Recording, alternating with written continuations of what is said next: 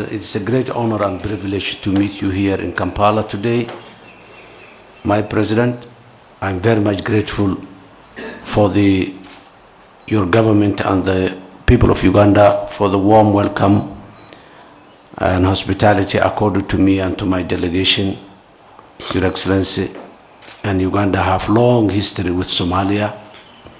That history guides us, our mutual relationship, and we are grateful for Uganda's support in the fight against the global terrorism in Somalia. The terrorism in Somalia is not Somali.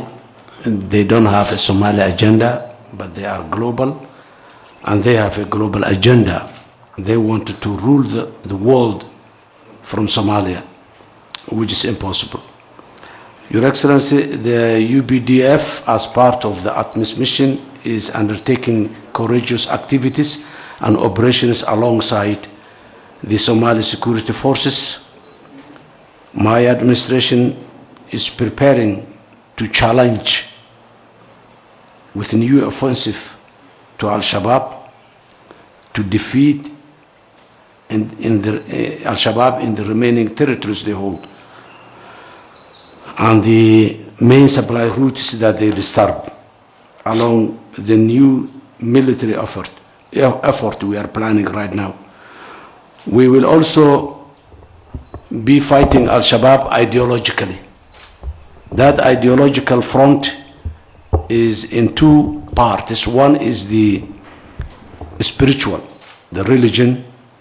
We need to convince our people that their school of thought about Islamic religion is not the right one, and we have so many proofs to prove that.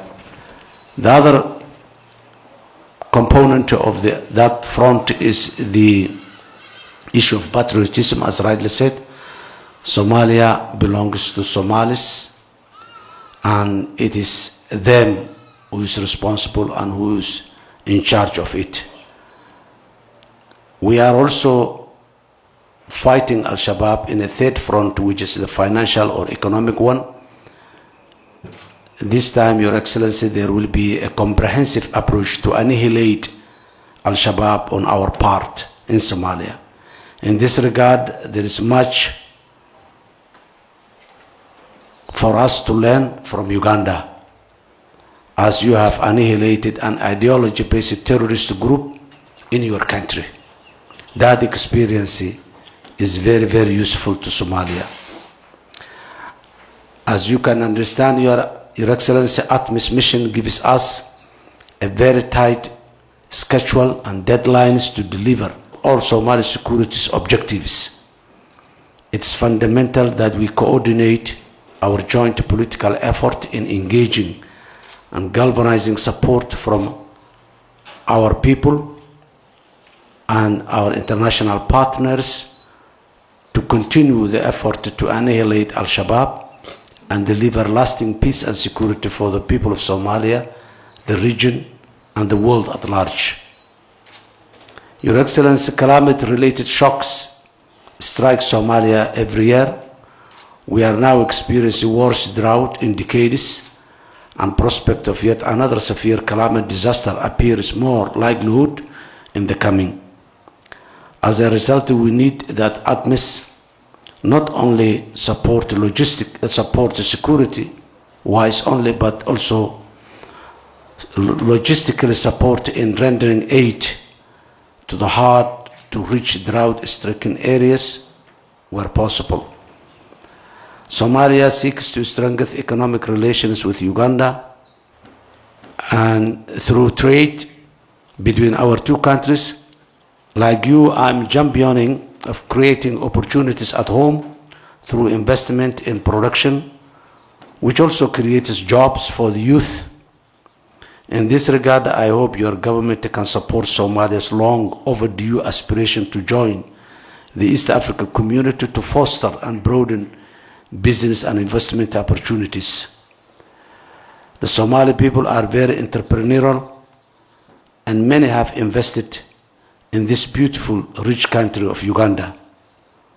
We would like you to continue welcoming them, and we look forward to welcoming Ugandan investors in Somalia as well. Those who seek opportunities in many of our competitive industries, including agriculture, fisheries, service sector, and many more. With the largest coastline in mainland Africa, Somalia has the potential to cover the fish demands of Uganda at a reasonable rate. Your Excellency, Mr. President, I am convinced that there are no limitations to what we can accomplish together through partnership and cooperation.